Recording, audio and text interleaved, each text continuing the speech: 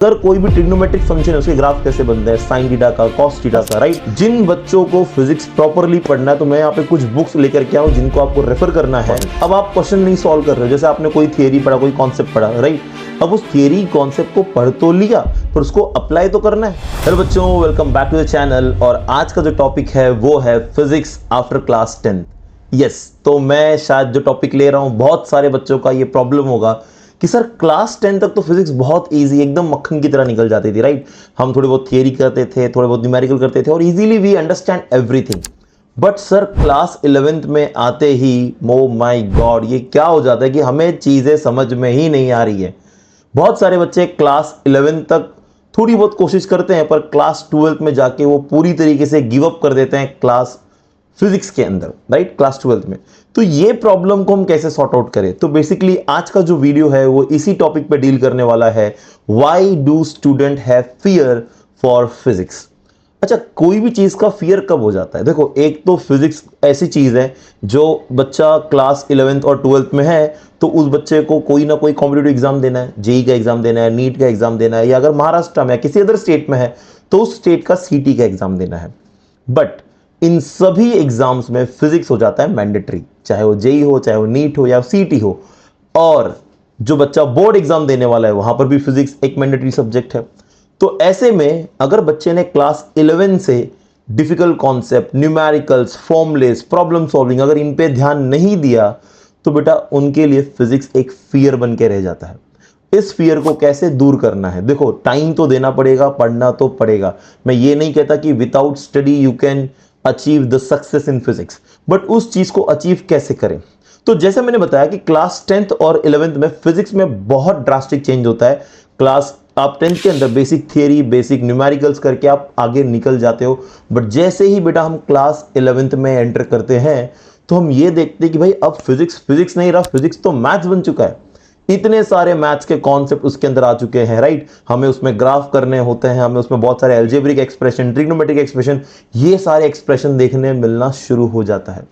तो इस तरीके से फिजिक्स जो है बच्चों को लगने लगता है कि भाई फिजिक्स अब हमसे नहीं हो पाएगा।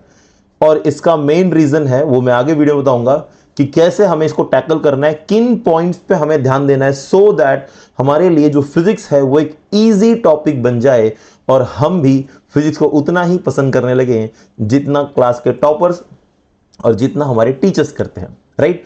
तो बेसिक कॉन्सेप्ट क्या है इस चीज का, ध्यान देना। तो ये जो मिस्टेक्स है बेसिकली जो बच्चे करते हैं क्लास में, एक तो बहुत बेसिक मिस्टेक वो क्या है बेटा, फॉर्मूलेस को मेमोराइज करना, है ना। मेमोराइज नहीं चलता है अभी। क्लास 10 तक आप मेमोराइज कर लेते थे, जैसे क्लास 10th में आप मिरर फॉर्मूला पढ़ते हो, लेंस फॉर्मूला पढ़ते हो, बट क्या कभी आपने प्रूफ किया कि मिरर फॉर्मूला और लेंस फॉर्मूला क्या है? क्लास 10th के अंदर नहीं किया।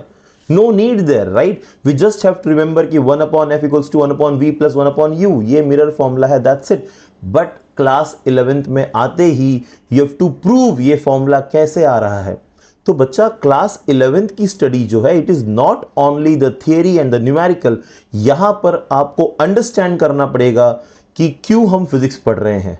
तो वेरी बेसिक थिंग यहां पर यह है कि you have to understand the concept first, because without understanding the concept आप सोचोगे कि मैं फिजिक्स समझ लूंगा या समझ लूंगी, तो ऐसा होने वाला नहीं है।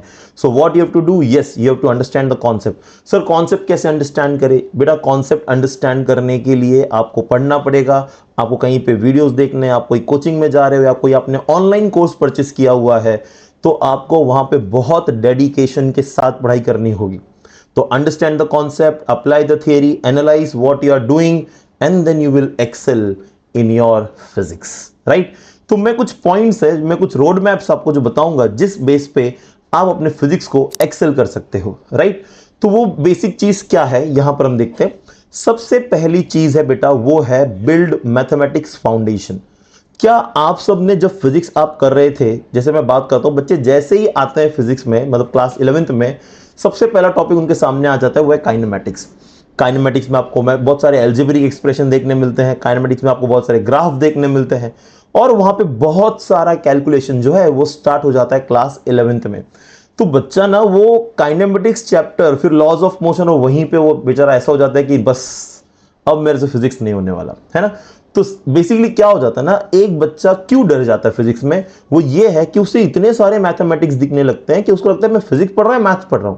बट बच्चों ट्रस्ट मी, अगर आपने उस मैथ्स को अंडरस्टैंड कर लिया ना, तो फिजिक्स आपको बहुत वंडरफुल लगने लगेगा।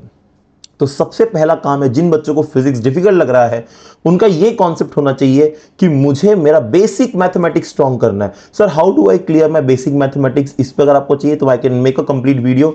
बट आपका बेसिक मैथमेटिक्स, जैसे बेसिकली जो आपका ट्रिग्नोमेट्री वाला पार्ट है, जो आपके ग्राफिकल पार्ट है, जैसे एक ग्राफ की बात करूं मैं, कि अगर कोई भी ट्रिग्नोमेट्रिक फंक्शन है उसके ग्राफ कैसे बनते हैं, साइन थीटा का, कॉस थीटा का, राइट, या कोई भी लीनियर फंक्शन है या कोई क्वाड्रेटिक फंक्शन है, इनके ग्राफ कैसे बनते हैं, तो ये आपको पता होना बहुत जरूरी है। काइनेमेटिक्स में तो ये बहुत यूज होंगे, राइट। दूसरी बात ये कि आपको मैथ्स की लैंग्वेज समझ में आनी चाहिए। सर मैथ्स की लैंग्वेज क्या होती है बेटा, यही सब जो मैं बता रहा हूं।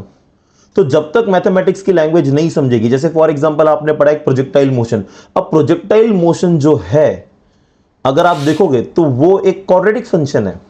तो अगर आपको ये चीज पता है कि प्रोजेक्टाइल मोशन क्वाड्रेटिक फंक्शन है, तो क्वाड्रेटिक फंक्शन का इक्वेशन क्या होता है, यस। तो अगर आपको वो इक्वेशन पता है, that is ax² + bx + c = 0, तो बेटा आप उस इक्वेशन के बेस पे उस ग्राफ के इक्वेशन को, प्रोजेक्टाइल मोशन के इक्वेशन को आप याद कर सकते हो, राइट। तो बहुत सारी चीजें होती है याद करने के लिए, बट अगर आपको मैथमेटिक्स फर्स्ट आना चाहिए, है ना। दूसरा स्टेप है अंडरस्टैंड कॉन्सेप्ट फर्स्ट। देखो बेसिक मैथ्स तो आपने क्लियर कर लिया, हमें बेसिक मैथ्स आ गया, अब आपका ना कॉन्सेप्ट में दिमाग लगेगा और आप कॉन्सेप्ट को समझ पाओगे, इजीली अंडरस्टैंड कर पाओगे। See you have to give time, that's what I am saying.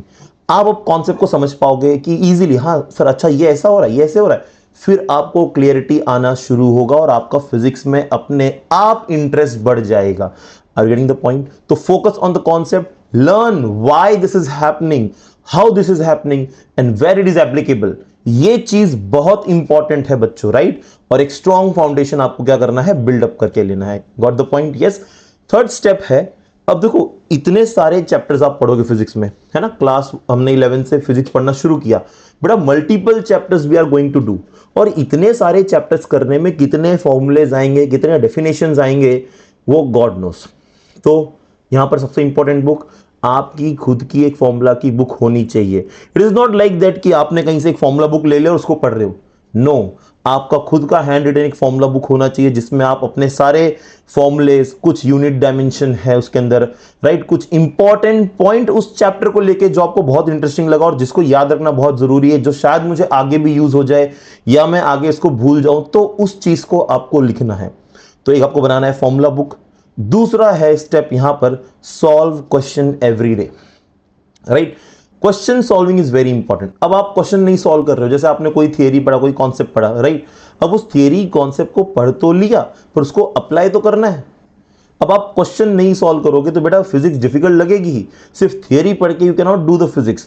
तो बेसिक पार्ट आपको क्या करना है यहां पर, कि प्रॉब्लम जो है उस टॉपिक के ऊपर आपको सॉल्व करना है। जैसे आपने न्यूटन्स के काइनेमेटिकल इक्वेशन पढ़ लिए, तो उसके बेस पे प्रॉब्लम सॉल्व करने हैं। जैसे मैंने प्रोजेक्टाइल मोशन की बात की, तो प्रोजेक्टाइल मोशन तो बहुत सारे टाइप के होते हैं, है ना। ग्राउंड टू ग्राउंड प्रोजेक्शन है, हॉरिजॉन्टल प्रोजेक्शन है। तो उन प्रोजेक्शन के बेस पे आपने क्या किया, क्वेश्चन सॉल्व कर दिया, है ना। अगर आप कोई चैप्टर रिलेटेड से आप इलेक्ट्रोडायनेमिक्स पढ़ रहे हो, है ना, तो वहां से आपने कुछ क्वेश्चंस कर लिए। तो अल्टीमेटली क्या है कि क्वेश्चन तो हर जगह से, हर कॉन्सेप्ट से, बट आपने जो टॉपिक किया है उसके ऊपर क्वेश्चन सॉल्व करना mandatory. If you are not practising the question numericals I am saying, बड़ा थियरी भी आपकी वीक रह जाएगी। कई बार क्या होता है ना, मल्टीपल क्वेश्चन सॉल्व करने से थियरी और ज्यादा स्ट्रांग हो जाती है। Getting the point? And this is the easy way to advance the physics. Okay, next सबसे इंपॉर्टेंट पॉइंट है विजुअलाइज फिजिक्स। अच्छा सर विजुअलाइज कैसे करें? अच्छा देखो, मैं ये नहीं कहता कि आप विजुअलाइज नहीं कर सकते हो, बहुत सारी चीजें ऐसी है जो शायद से विजुअलाइजेशन में थोड़ा सा प्रॉब्लम होगा। जैसे जब हम करंट चैप्टर को पढ़ते हैं ना, तो इलेक्ट्रॉन्स का मोशन है, तो थोड़ा बहुत तो आपको विजुअलाइज करना पड़ेगा अपने अंदर। बट जो मैकेनिक्स वाला पार्ट है वो तो आप विजुअलाइज कर सकते हो। जो वेव फॉर्म होते हैं उसको आप विजुअलाइज कर सकते हो। आप लाइट चैप्टर पढ़ते हो, रिफ्लेक्शन, रिफ्रैक्शन, उसको विजुअलाइज कर सकते हो। और गेटिंग द पॉइंट? तो बहुत सारे फिजिक्स में ऐसे कॉन्सेप्ट है जो विजुअलाइज किए जा सकते हैं, राइट। तो उन चीजों को आपको विजुअलाइज करना है। आपने फ्रिक्शन पढ़ा, अब फ्रिक्शन पढ़ा, लेट्स से एक साइकिल है। अब मैं एक बेसिक क्वेश्चन पूछ लूं आपको कि एक साइकिल आगे बढ़ रहा है, तो फ्रिक्शन किस डायरेक्शन में है, पीछे वाले टायर में और आगे वाले टायर में? यस, अच्छा, तो मैंने इसको विजुअलाइज करना है। फ्रिक्शन क्या होता है? विच अपोजेस मोशन। तो पीछे वाला टायर क्या हो रहा है? घूमने की कोशिश कर रहा है ना, क्लॉकवाइज। तो अगर वो क्लॉकवाइज रोटेट करने की कोशिश कर रहा है तो फ्रिक्शन एंटी क्लॉकवाइज, मतलब उसके ऑपोजिट लगेगा। तो यहां पर विजुअलाइज करना है, then you will learn the concept. एक ब्लॉक है, मान लो ऐसा मेरे पास एक ऑब्जेक्ट है, मैंने इसको रखा इस सरफेस, राइट। अब मैं इसको फोर्स यहां लगा रहा हूं, फोर्स यहां लगा रहा हूं, तो फ्रिक्शन कहां लगेगा? इसके ऑपोजिट। क्योंकि जब मैं इसको फोर्स लगाता हूं तो friction will try to always opposite, तो friction will always in the opposite direction of the force applied. Got the point? तो ऐसे आपको सिर्फ एक छोटी चीज में नहीं, हर चीज में, आप कोई बाहर चीज देख रहे हो, एक व्हीकल है वो चल रही है तो कैसे फ्रिक्शन हो रहा है। आपने एंगल ऑफ बैंकिंग पढ़ा तो वो कैसे हो रहा है, क्यों हो रहा है। Getting the point? You have to visualize your physics in the real world. That is how you can understand physics very clearly. ये पॉइंट्स अगर आपने बेटा क्लियर कर लिए ना, तो फिजिक्स फिर आपके लिए डिफिकल्ट नहीं, फिजिक्स आपके लिए इजी हो जाएगा, राइट। बट इतने पॉइंट्स आपको ध्यान में रखने हैं कि व्हेनेवर आई डू फिजिक्स, मेरा मैथ्स क्लियर होना चाहिए, कॉन्सेप्ट समझ में आना चाहिए, मेरे खुद के फॉर्मूले बुक्स हो जिनको मैं डेली रिवाइज करूं टाइम दे करके फॉर्मूले बुक को। You should excel your formulas, because if you are not excelling your formulas then ultimately you will be losing in your competitive exams। बेटा टाइम बहुत कम होता है, कम टाइम में आपको मैक्सिमम क्वेश्चन सॉल्व करने हैं, आप वहां पे फॉर्मूले डिराइव नहीं कर सकते। Are you getting the point? तो फॉर्मुलेज होने चाहिए। कई बार पता है बेटा, आप अगर आपने ग्राफ्स को अच्छे से पढ़ा है ना, तो आप इक्वेशन देख के बता दो। कई बार ना ग्राफिकल क्वेश्चन भी एग्जाम में आ जाते हैं, और अगर आपको मैथमेटिकल इक्वेशन समझ में आते हैं, इसका ग्राफ कैसे बन सकता है। अब जैसे पैराबोला ओपन अपवर्ड है, पैराबोला ओपन डाउनवर्ड है, ये क्यों हो रहा है? क्वाड्रेटिक इक्वेशन तो दोनों ही है, पर एक ओपन अपवर्ड ओपन डाउनवर्ड क्यों हो रहा है ना। तो जब प्रोजेक्टाइल मोशन का ग्राफ है वो तो पैराबोला ओपन डाउनवर्ड है, तो ये डाउनवर्ड कब होता है, अपवर्ड कब होता है। देखो बहुत इंटरेस्टिंग चीज है ये सारी, अब बात समझ में आ रही है। तो अगर कोई इक्वेशन है, you can learn it very fast, right. तो क्वेश्चन सॉल्व करो, फॉर्मूला बुक बनाओ, चीजों को विजुअलाइज करो, and this is how you can understand the physics very clearly. But sir बहुत सारे बच्चों का ये डाउट होता है कि फिजिक्स तो पढ़ना है, ठीक है हम क्लास में पढ़ रहे हैं, बट क्वेश्चन सॉल्व करने हैं वो कहां से करें। मैं जेई का स्टूडेंट हूं, मैं नीट का स्टूडेंट हूं, मैं सीटी का स्टूडेंट हूं, मैं कौन से बुक्स को रेफर करूं। तो बेटा वो भी है हमारे पास। जिन बच्चों को फिजिक्स प्रॉपरली पढ़ना है, तो मैं यहाँ पे कुछ बुक्स लेकर के आऊं जिनको आपको रेफर करना है। तो फॉर कॉन्सेप्ट बिल्डिंग, जिन बच्चों को पहले अपना कॉन्सेप्ट बिल्ड करना है, तो NCERT physics class 11th and 12th की आप पढ़ोगे। जो बच्चे महाराष्ट्र स्टेट बोर्ड से 11th 12th की बुक भी आप पढ़ सकते हो, बट एनसीईआरटी फॉलो करोगे तो वो बहुत ज्यादा बेटर होगा, राइट। हाँ, दूसरी बात, अच्छे से फिजिक्स को और अंडरस्टैंड करने के लिए, थोड़े और क्वेश्चंस करने के लिए, H C. Verma volume 1 and 2 concept of physics, very wonderful book बेटा, प्लीज ट्राई, राइट। सेकेंड है आपका problem solving, right. Problem solving के लिए जो बुक्स है, दो बुक नाम बताऊंगा, वेरी बेस्ट बुक। एक है डीसी पांडे, फिजिक्स सीरीज है उनकी, वो कर लेना। दूसरा है सिंगेज पब्लिकेशन का, जो बीएम शर्मा ने लिखी हुई है, वो ये सिंगेज पब्लिकेशन बुक का नाम ही है, पब्लिकेशन का नाम है, राइट। तो सिंगेज फिजिक्स जिसको बोल रहे हैं, but सिंगेज is a publication, okay. तो वहां से जो है आप मतलब वो बुक को ऑर्डर करके आप वहां से क्वेश्चंस कर सकते हो। जो जेई एस्पिरेंट है बेटा, इरोडो करना है इनको, right. Problems in general physics, Irodov का आप यूज करोगे। दूसरा है physics galaxy by Ashish Arora, very wonderful book, right. इसको आप जरूर करना जो बच्चे जेई के लिए हैं। नीट वालों के लिए एमटीजी फिंगर टिप्स, ये वेरी इनफ है, राइट। एमटीजी एनसीईआरटी आती है, एमटीजी फिंगर टिप्स है, इनको आप कर लोगे। और आपको पीवाईक्यूज लगा लेने हैं, बराबर। पीवाईक्यूज और पास्ट ईयर क्वेश्चंस, ये आप कर लोगे, राइट। और मोस्ट इंपॉर्टेंट रिसोर्सेज जो है, जैसे जेई नीट में जितने भी जेई के बच्चे, नीट के बच्चे, पीवाईक्यूज तो करने ही है, साथ में आपको कॉन्सेप्ट बिल्डिंग और न्यूमेरिकल्स करना है। अगर आपने इतना कर लिया तो आपका फिजिक्स है सॉर्टेड, राइट। तो आई होप बेटा मैंने जो ये रोड मैप बताया है आप इसको फॉलो करोगे और आप सभी बच्चे फिजिक्स में एक्सेल करोगे। तो आप मुझे कमेंट में जाके बताओगे कि आप कौन से एग्जाम की प्रिपरेशन कर रहे हो, जेई की, नीट की या सीएटी की।